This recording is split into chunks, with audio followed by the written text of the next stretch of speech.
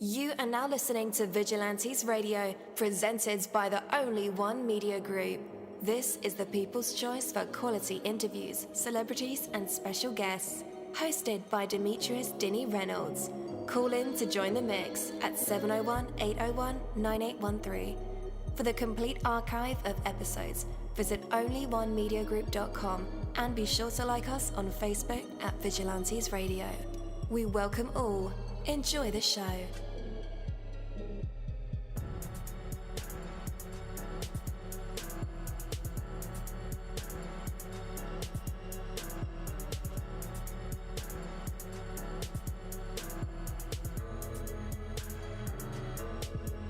Ladies and gentlemen, please welcome your host, Demetrius Houdini Black Reynolds.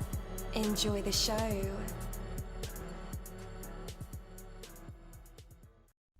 At dollarseed.com, all of our seeds are only $1 a pack. And we have online resources that teach you all about the rewarding hobby of growing your own plants, flowers, herbs, and vegetables. Imagine the joy you'll feel when your children actually help you harvest your first garden crop, or the pride of knowing you'll never need a florist again.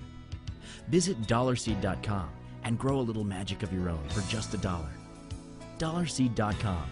What could be healthier? Hello, hello, hello. Welcome to another incredible episode of Vigilantes Radio Live right here on iHeartRadio, and I'm your host, Dini. We have a very special guest for you guys, so you definitely want to stick around for that. And as a matter of fact, go ahead and text your buddies, your friends, family, and let them know that we are about to dive deep on another interview. But before we bring our special guest on, I do want to say the here and now. So where you are is a great place to be, because from where you are, you can go anywhere you decide to go. When you live in the past, you get stuck in a world that no longer exists. When you live in a fantasy of denial or wishful thinking, you sever your connection to the very reality that can move you forward. Here and now is where you are. Here and now is where you can be your best. Here and now is full of opportunities and brimming with possibilities. So your actions have consequences, and you can control those consequences by wisely choosing those actions. Here and now you have the power to change your life. You may not have chosen where you are right now, yet that really doesn't matter. What matters is what you choose to do now that you're here. You are in a great position right here, right now. And as soon as you accept, acknowledge, and appreciate where you are, you can begin to move precisely where you would like to be. Make the most of your good fortune right here, right now. Take that from me, Coach Dini. That is my word, and word is fun. Have you struggled budgeting your finances? Don't worry, you're not alone. HumbledBudget.com, that's HumbledBudget.com, is the help and resource you've been searching for. HumbledBudget.com is a personal finance and educational website with a great variety of topics when it comes to budgeting, taxes, investing, and the popular topic of FIRE, financial independence, retire early. HumbledBudget.com has a goal, and that's to help you reach your financial dreams, no matter what your goals are when it comes to finances. It doesn't matter where you start, where you come from, or where you are right now. HumbledBudget.com can help. What are you waiting for? Take that first step to the financial life you've dreamed of and go to HumbledBudget.com. That's HumbledBudget. HumbledBudget.com. Hello again. Welcome to the show. You're listening to VRL, that's Vigilantes Radio Live, right here on iHeartRadio, and I'm your host, Dini. Our interviews are designed to go beyond the music, news, books, art, acting, films, technology, education, entrepreneurship, entertainment, and sometimes even past that thing called the ego. Our interviews are designed to go behind the scenes and into the minds of these awesome human beings, you know, the ones who are out there giving it their all to me, to you, and for the world. So welcome. This is where we kind of explore the experiences, insights, and perspectives of individuals who have made an impact in all the industries that we mentioned earlier, like education, business, things like that. So today we are honored to have Manuel Fernandez with us. He is a writer, actor, published author who has studied under, renowned acting coaches such as, that guy, chazz-palminteri and tom-sizemore. He is also an accomplished ballroom dancer and martial artist, holding a rank in Sigun and Kajukenbo. Hopefully I said that right, Kajukenbo, with award-winning screenplays such as Forgettable Memories, Sins of the Past, and Breathe. So he is here to bring a wealth of experience and creativity to his work, and tonight we will be discussing his journey in the arts and all about his book, The Rocky Approach to Life. And with that, let's go ahead and welcome him to the show. Manuel, it's great to have you with us today. How are you? Thank you. Thank you for having me. Absolutely, man. We are so excited that you're here with us tonight. How are you? I'm doing pretty good. I'm doing good, man. Life is good. Yes, sir. Absolutely. So to start off, well, I don't want to just jump into the interview right away. We got to dance a little bit, right? Of course. Well, before we have to dance, we have to small talk a little bit, right? Yeah. So you wrote a book, The Rocky Approach to Life. Now, have you seen the Creed series? You know what? I have not seen the latest one. I'm actually going to go see that tomorrow. But I heard it's really good. Okay, yeah. So you know what? I was such a Rocky fan that I kind of skipped over the Creed series, but I did go see this last one, just based off the whole promotion that they built up about it. So it kind of captured my attention. And it was incredible. Yeah, it was. Yeah. My and I loved. My favorite Rocky was probably 4 when he fought Drago, and so having Drago come back, it was like going back to my childhood. So yeah, the story behind it was so awesome, and for anybody who hasn't seen it, the final scene in the ring, man, I started tearing up. It was emotional for me. Oh yeah. All right. Hopefully you captured some of that in your book, and we'll get to that. But yeah, tell us about your background and how you first became interested in the arts and the entertainment industry.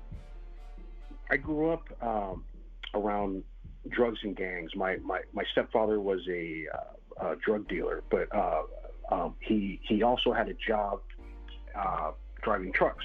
So when he got off work at 2 a.m, him and his friends would come over, and the place, my house would be bumping. I mean, there'd be all kinds of activity from 2 until about 6 o'clock. My brother and I went to school, so I saw a lot of fights. I saw a lot of stuff a kid, any kid really shouldn't see. A lot of violence. He was a drug dealer, but he was also an addict. And then my stepfather and my mother got divorced, and that's when pretty much everything went downhill. Like I was bounced around from family member to family member. My dad, my grandmother, and I got into trouble. I didn't really have any kind of male figure to guide me. And I ended up in the foster system. I ended up in and out of juvenile hall. By the time I was 14, I got jumped into a gang. I went on my first drive-by when I was 15. And what saved me was my mom kicked me out one night. I was 17 years old. And she basically told me, look, I can't have you in the house anymore. And I was wandering around, and I ran into this martial arts studio. And I went in, and the rest is pretty much history. I stopped hanging out. I stopped, getting into trouble, drinking and smoking. My focus was mainly just on martial arts, and that's what saved me. And and I told people this too. I told them, if I wouldn't have walked in that door that night, I'd be right now. I either being dead or in prison. So. Wow. Yeah, so It was, yeah. I don't know what it was, if God kind of pushed me in that direction or it was divine fate, but yeah, that's how the journey began. Wow. Where's that book? I'm actually performing a one-man show about that. I've been performing excerpts of it at the Marsh in San Francisco, and I'm currently in talks with taking it on the road to L.A., New York, Chicago, all over. So that, I'm working on that right now, and that's another roller coaster because it ties in to the Rocky book, to where there's so many ups and downs. Like I go up that mountain, and I finally get there, and I look over, and I got my hands raised, man. I beat it. I came out victorious, and then all of a sudden another mountain grows, and I have to climb that, and then I fall back down. So it's really, really dark. I wouldn't say it's for everybody, but I think that everybody will get something out of it. Because even if you haven't been through that life with drugs and gangs, I talk about depression. I talk about having multiple panic attacks per day. In my early 20s, I talk about getting into acting and how almost committing suicide led me into acting. And people look at me like when I tell the story, and they're like, no, that all that cannot have happened to you. You're making it up. It's Hollywood. I'm like, no, all of that stuff happened to me. Everything that I talk about in my play, everything, it's all true, and it happened. But like I said, it's been a wild ride. Yeah. So you studied under some renowned coaches. Man, Chazz is just amazing. And then Tom-Sizemore. Can you share any insights or lessons that you've learned from these experiences? Yeah. First off, I want to say rest in peace to Tom-Sizemore. He was not only a great coach, but he was a great person. Like, I met him through a mutual friend, and we started doing lessons, over the phone and on Zoom. And the day that he died, him and I were going to do a Zoom call, and we were going to relive the scene from Heat with De Niro and Pacino in the cafe.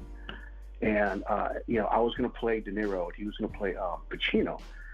And I remember because he went into the hospital that Saturday night, and Friday, the day before, he had texted me. He said, "Hey, are you ready? Are you ready, man? I'm psyched up, man, for this Sunday." All right? And I'm like, yeah. And like, he got me motivated, and just psyched. So I wake up Sunday morning, and I'm stoked, because I'm like, man, I'm gonna be acting out, a legendary scene with a legend. I mean, I'm sitting here pitching myself, and just like where I came from, this knock-around kid from a small town, and I was supposed to be dead 5 times over, and here I am gonna act out a scene with the great Tom-Sizemore. Not just any scene, but an iconic scene, a movie that he was in. So I wake up, and I'm all excited, and I turn on my computer, and it's all over Yahoo and CNN. He had a brain aneurysm, and he's in the hospital. So I call my friend, and she was like, yeah, he went to the hospital late Saturday night. And so and he hung on for about 2 weeks, and he was in a coma, and he finally passed away. But him and I, because I only got to know him for a short while, yeah. But like he would tell me, I mean, after our lessons, we'd sit there and talk on the phone for hours just about life. He would tell me about the time he went to prison, all the things that he did. He told me that, like, De Niro was the one who actually drove him to rehab. He's telling me all these stories, right? And I'm just like, you know what? I'm just going to shut up and listen. And I just let him talk. And man, we talked about life. And I shared my story. He was such a good dude. And here I am, just the nobody. And I got Tom-Sizemore, one of the greatest actors ever.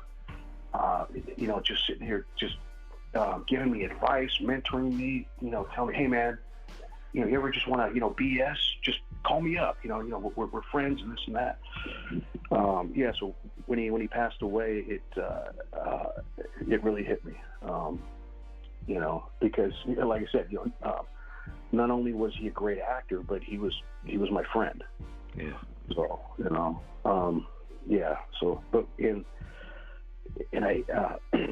I had the opportunity to take some coaching lessons with chazz-palminteri during the pandemic, and he's also very very outgoing, no BS, old school Brooklyn guy, and I just felt really, really comfortable with him because him and I kind of came through the same background, and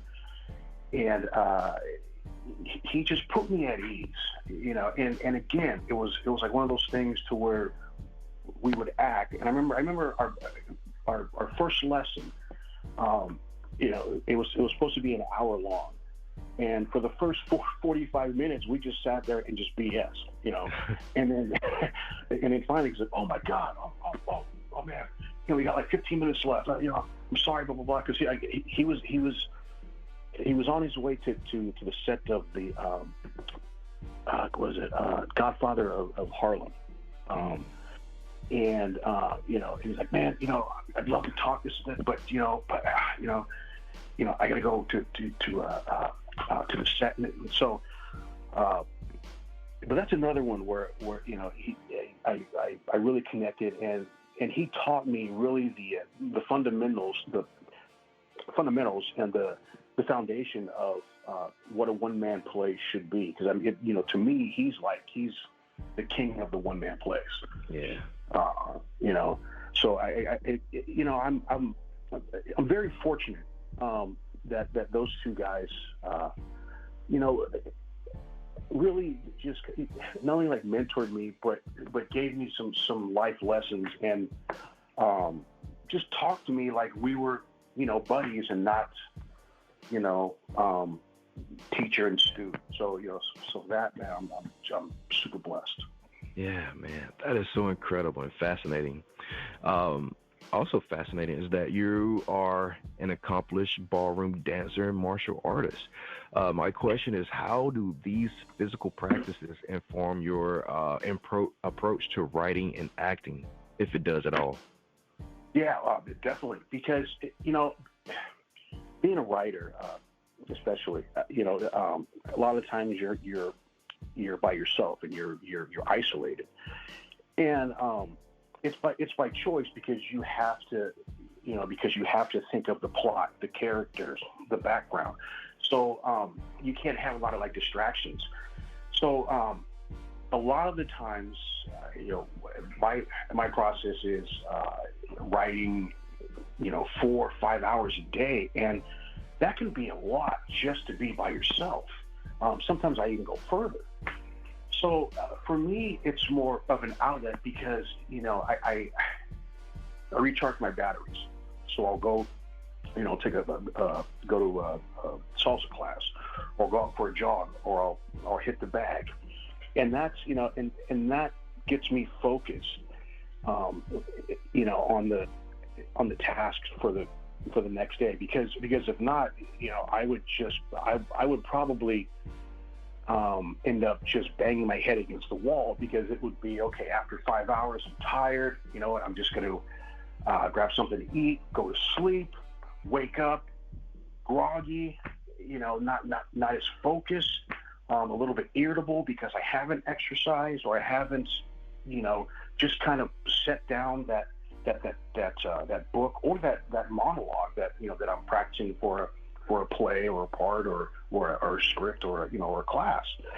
So it helps me because when I come back to those things, what I love, the acting and the writing, I'm refreshed.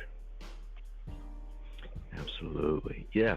I don't want to give away too much of the book, but could you explain the concept of the Rocky approach to life and how it can be applied to everyday challenges? Yeah, definitely. So a lot of the I would say more of the trials in the Rocky movies, you can apply them to life. Like, for example, at the end of the first Rocky, like the night before he's going to fight Apollo Creed, he's in his apartment and he's talking with Adrian, and he's saying, "Look, it doesn't matter if I beat Apollo Creed, and become the champion. Winning to me is if I go the distance with Apollo, and if I last the entire 15 rounds, and even if the judges give it to him, winning for me is going the distance." And I think in life, we get defined by what other people perceive as winning. You're not where you want to be in life because of what this person said. You're such and such years old, and you should be doing this, and you should be doing that because that's what winners do. And it's like, well, no, that's what you want me to do, but it's my life, and my definition of winning is doing A, B, C, and D because that's what makes me happy. It doesn't matter what other people think, and that's where there's a lot of negativity in this world, and it's really sad, and a lot of it stems from social media and then people getting on there and arguing just about nothing, and about what and again it goes back to the definition of winning. And I think a lot of times people are negative like that is because they haven't won in their life, or they've settled for what life has given them. Yes, sir. Well, yeah. So I believe in this approach as well. But I have a very important question. Because we're not all born on the same spectrum. How does the Rocky approach take into account like individual differences or unique circumstances, such as those facing individuals from marginalized or underrepresented groups, or even like yourself, the Bronx, how the Bronx can be, right? Right. But yeah. So how can the Rocky approach help people from those different parts? Yeah, well, especially if you're coming from those type, from that type of world, those type of parts, because you're taught to think a certain way or to act a certain way because your friends have done it, the family have done it, and where the book ties in to that kind of approach is you really got to stand out, and you really got to take that chance, and you have to, and you're going to be on an island, because it's like with Rocky, right? He was a terrible fighter. He didn't win a lot in the beginning, but he kept going. He kept getting knocked down, and then he just kept getting up. And it didn't matter how many beatings that he took. He kept getting up, and that's probably the hardest thing to do in life, because you're out on an island, and especially if you're going to get away from that world, because that's what happened to me, because I get into martial arts, and all of a sudden my friends started looking at me different, and like, okay, well, you think that you're better than us. Well, no, it's not that, but I want to take a chance. I want to do something with my life, and it's about standing out. But the biggest difference is taking that chance, and also too. This is big too, about failing. And a lot of people get down about, okay, I failed this, I didn't do this, I didn't do what I failed. But it's like, but if you're not failing, then you're not trying. I mean, for me personally, I never learned anything, not a darn thing when I was succeeding and everything was going well for me. For me, it was when I was knocked down, I was on my own, on that island, and I just kept getting knocked down, and I'm getting back up and getting knocked down again. And then I learned about myself. I learned how much I could take. I learned how much, to give back, my limits, the world around me, my friends, family. I learned just, and I grew because, like I said, when everything is sunshine and rainbows, you really don't grow, and you become complacent. And then when you do get that punch, you don't know how to get up because you've never been knocked down before. So you're not used to it. So, stamina, I would say. Yeah. Long story short, stamina. Absolutely. Man, that's incredible, and I'm excited to hear that. All right. So where can people pick up a copy of the book? Yeah. You can pick it up on Amazon and lulu.com. All right. Listeners, just in case you need that link, I will include it in the description of this episode and in the show notes. So all you guys have to do is click the link. All right, Manuel, I thank you so much for being our special guest tonight. It was truly an honor having you here. Pleasure's all mine. I appreciate it. Absolutely. All right, sir. Take care. Have a wonderful night. Thanks a lot. You too. To all the tech geniuses, here's the solution to help you with everything you want to learn about Rancher and Kubernetes. Prior to knowing what the book is about, let's have a look at the genius mind behind it.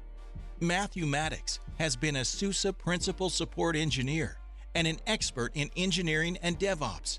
Therefore, when it comes to Kubernetes, Rancher, and the OPA Gatekeeper, let us tell you, you made the right choice to have a look at this book.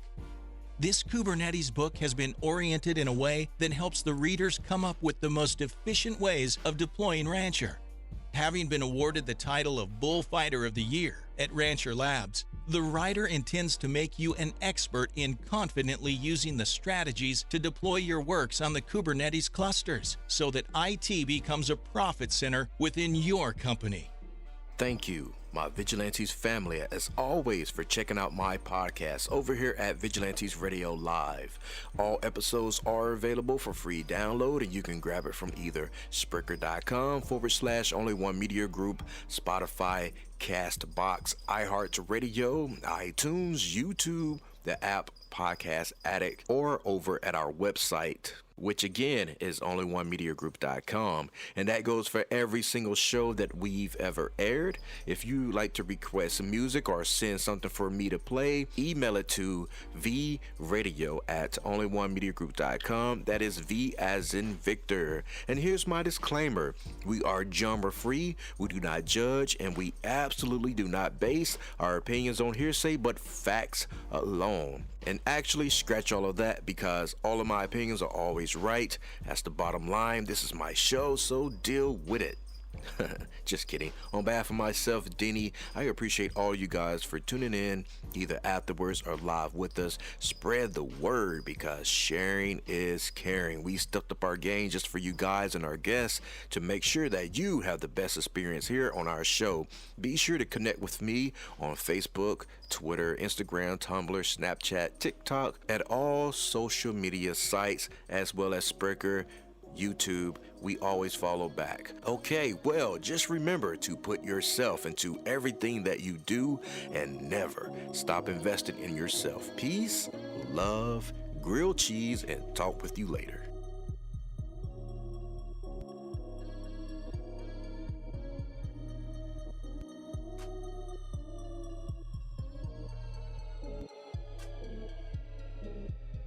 You are now listening to Vigilantes Radio, the people's choice for quality interviews, art, music, and hot topics. hosted by Demetrius Houdini Black Reynolds. Of the duo No Longer the Hero. All episodes of this podcast are available for free download at www.onlyonemediagroup.com. This is a Seventh Sign Regime Rebirth Worldwide Syndicate exclusive.